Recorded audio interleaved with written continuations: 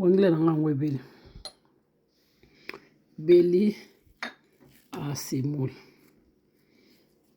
Safu, pilipili. Likaya balia kaka. Omoni wangila ona sai bino. Ona sombi na.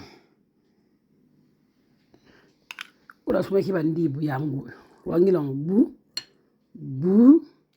Temana check nazala la recette wangila na la sinde na lambi on te présent la recette déjà wangila na la sibino ka wangila ngone sabino ke za goût eza vraiment goût moko mama nangai bon safu yo safu susu mama kano mama balia kaka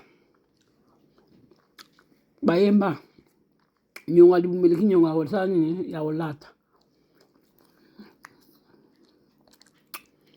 so moni wangila na bosomba bozo ya rouge oza na emballage rouge na nek na biso penda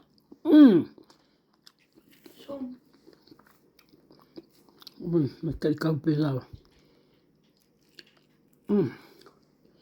voilà allez na posa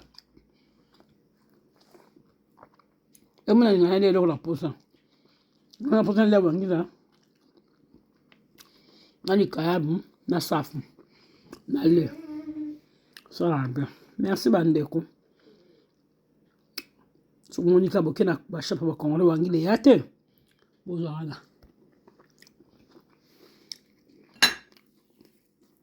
on a c'est mon pointe bye.